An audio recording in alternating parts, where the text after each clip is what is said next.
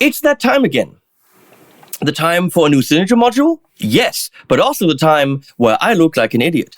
My lovely wife, Leslie, switching up there, decided that I need hats to complement the ensembles that I usually have.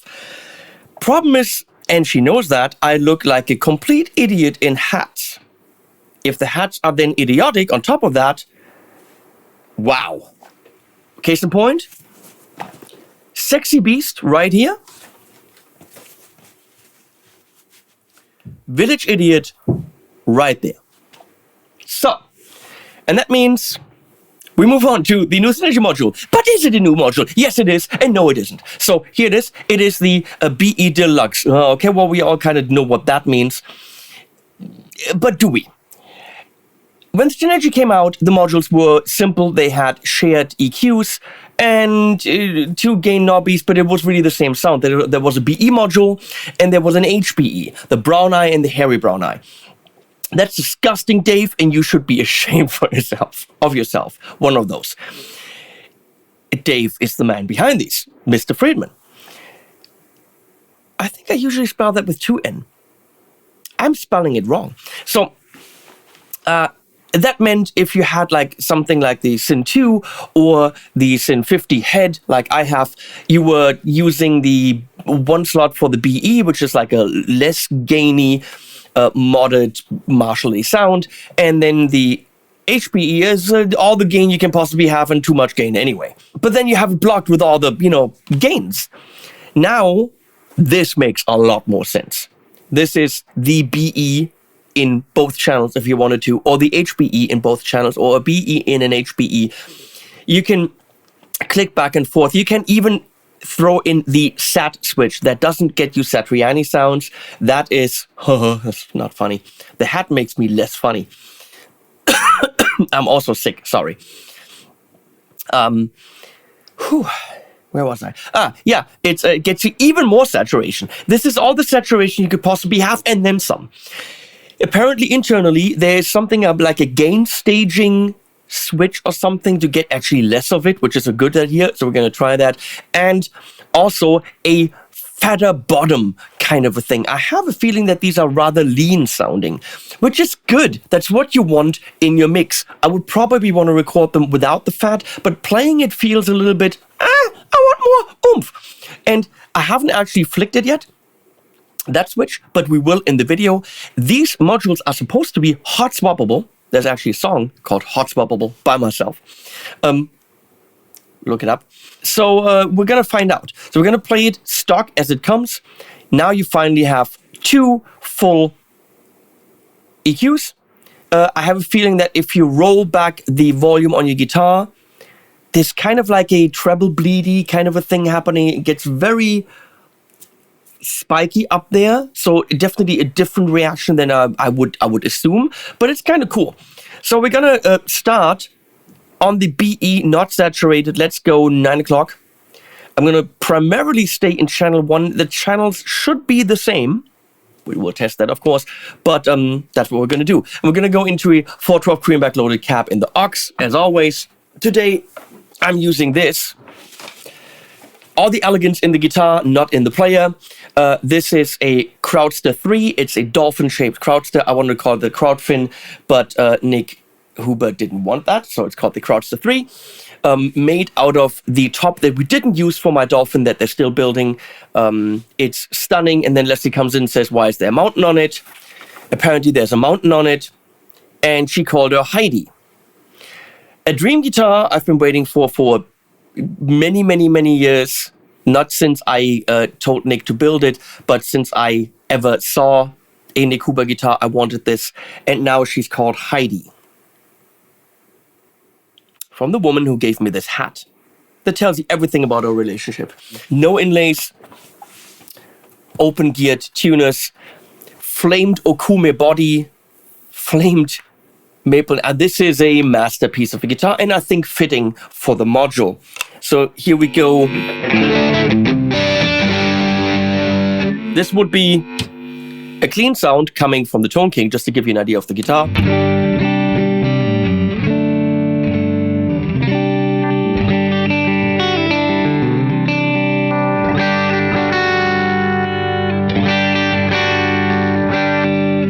Okay, back to the module. I'm going to roll back and forth. That's the only way to do this. And here we go.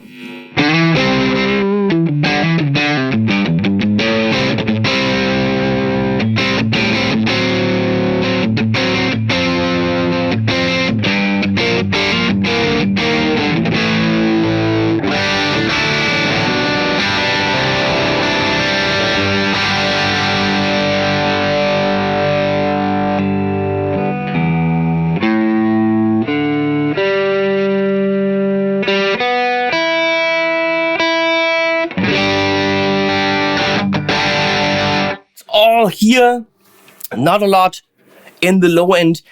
I love that for recording because that's what you actually want from a guitar. Put bass and kick drum on that and you're rocking. But too many of you want the oh, my guitar's got a chug. I don't know about that. But I assume it can do that once we take it out and flip the switchy.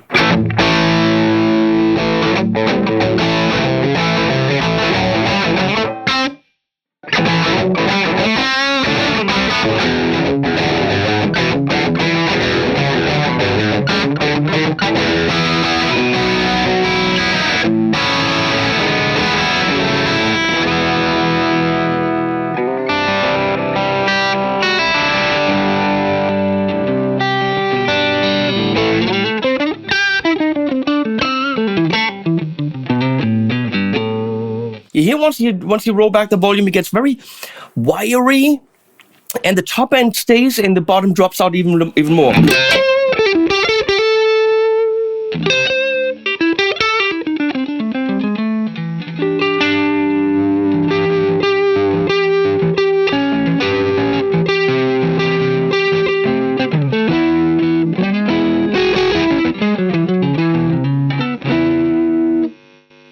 Got a delay on the table that I can't show you. That's why I can't show you.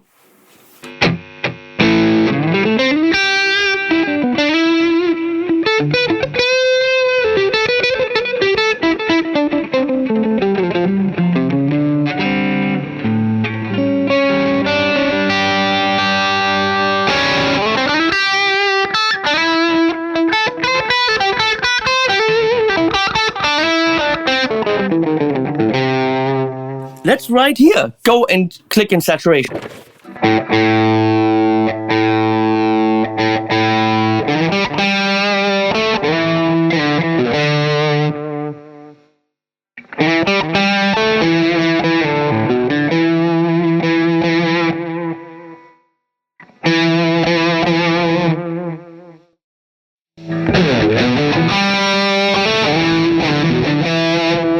Didn't hear too much there. Okay. So now, more gain, more compression, delay is going to come up louder.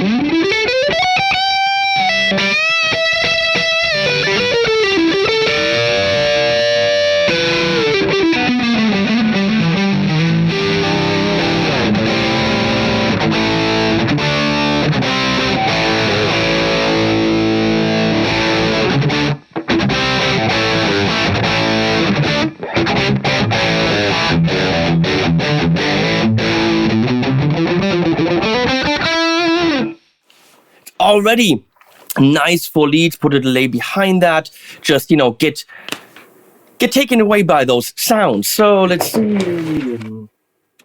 Let's give it all that the BE side has to offer, or almost all of it.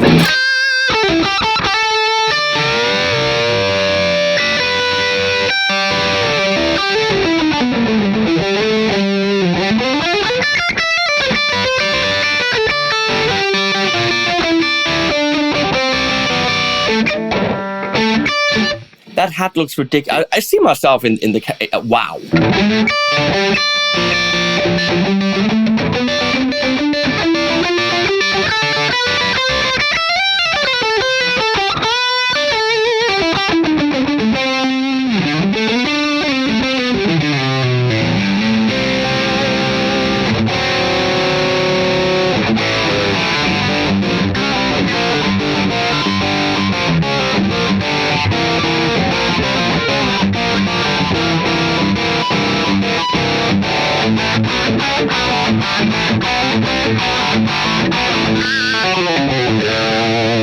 I have to say it is lean, yeah, but every time I've played it so far, it's super enjoyable. The notes are there, they're long, they jump into the harmonics, like.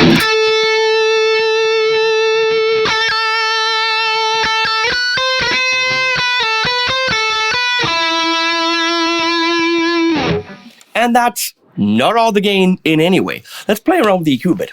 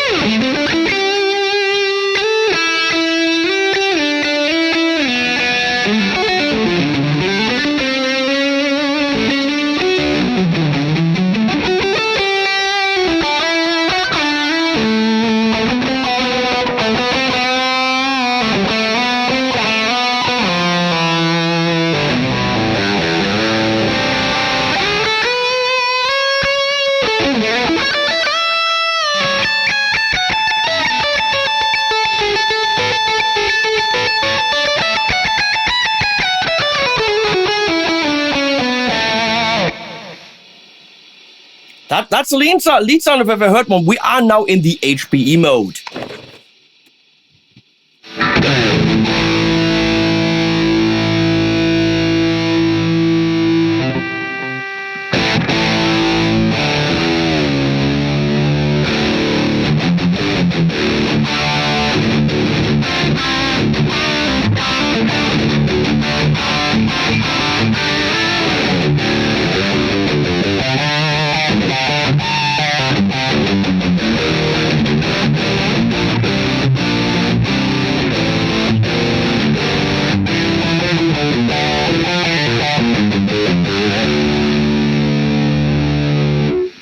This video is a nightmare for Leslie because how's she gonna focus with me sitting in different positions all the time? Sorry, baby. Also, not sorry because you gave me this hat.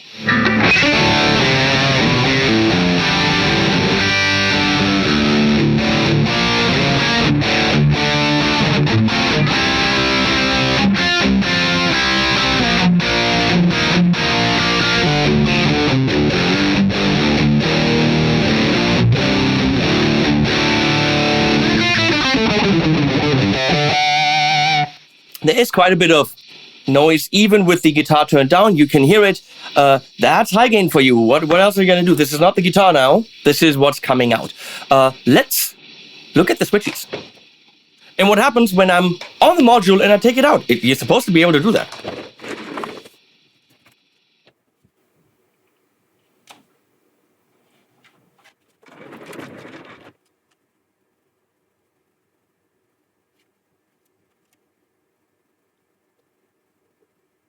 I might have to consult the manual.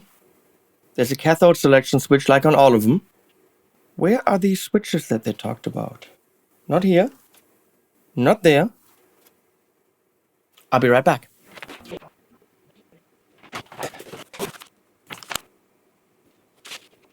I cannot see the switch. Do they really want me to open this? I will. But it says 2 socket mounted switches. Is it really under the... come on. Well, put a hole in it. Are they serious? They are really under the panel. So quickly taking it out, switching it, putting it back in, not happening. They are under the panel there and there. So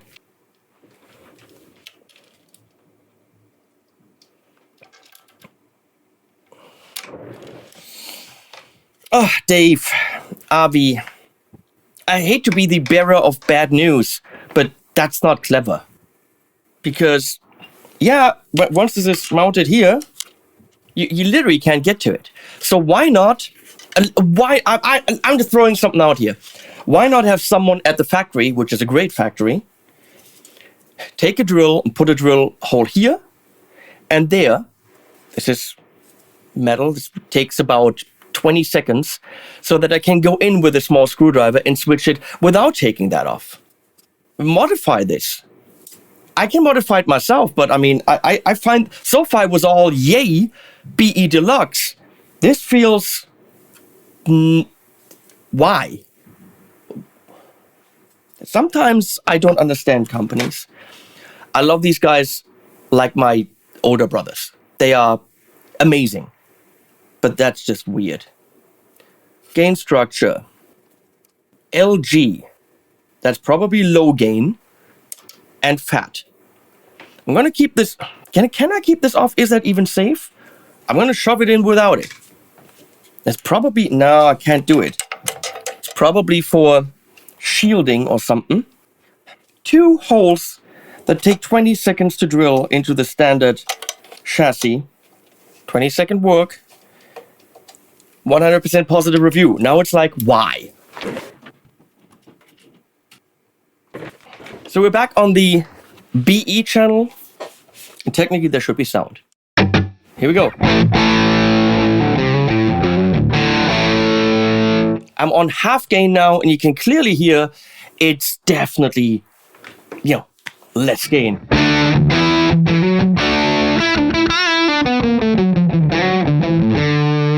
But also a lot rounder. The top end is almost not quite there.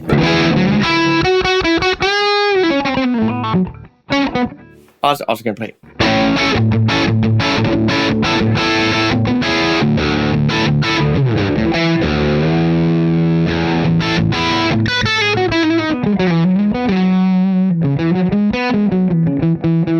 Very woolly. Let's get the treble up.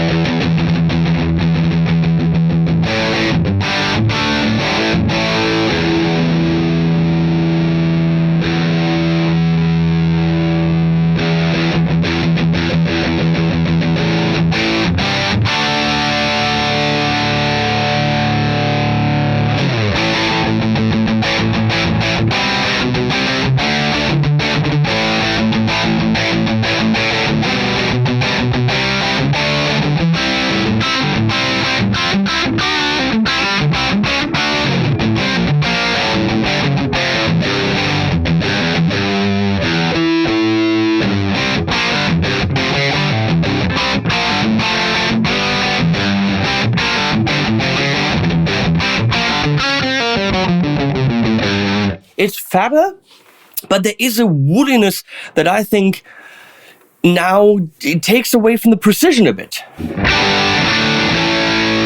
For that stuff, fine, but if you go to the, you know.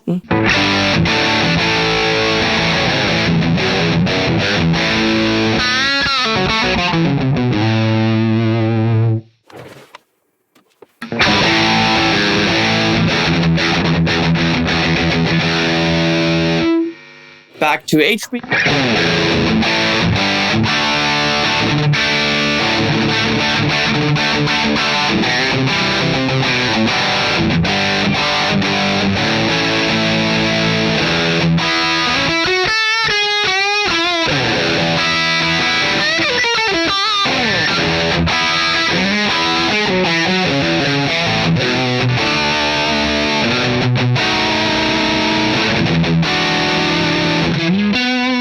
it really doesn't like the volume rolled back.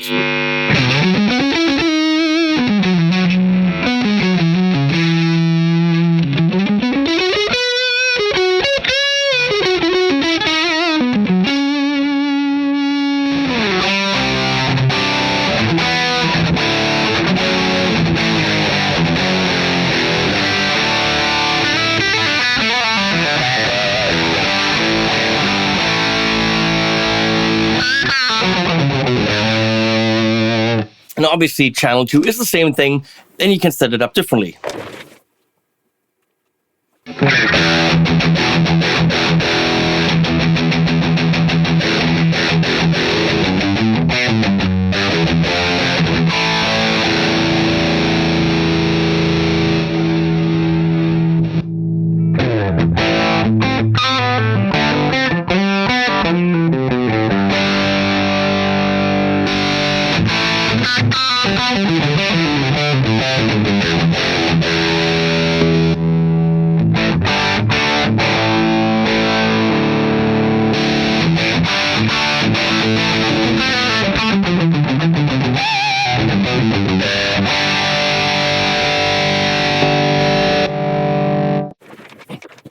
And that is the new Synergy BE Deluxe module.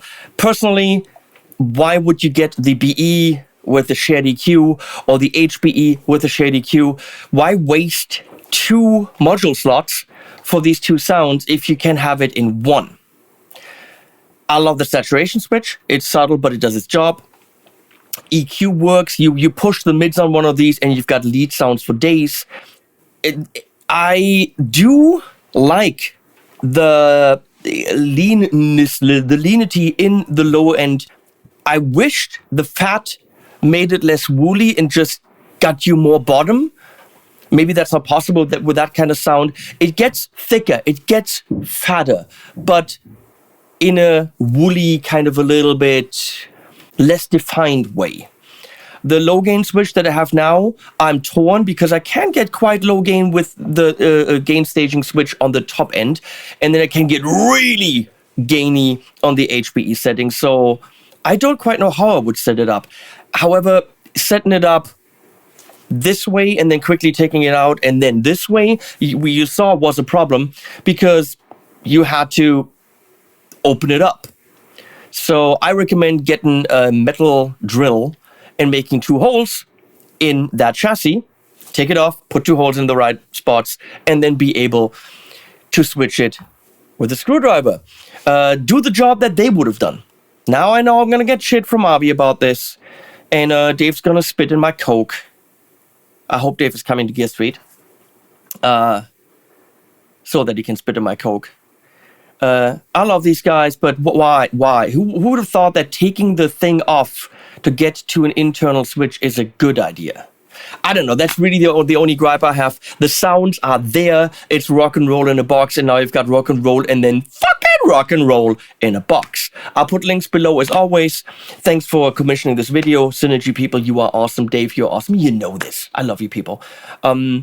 It's a great module. It's a great thing to have in your arsenal. Put something else in slot 2 and you're good. And again, links below and animals at the end.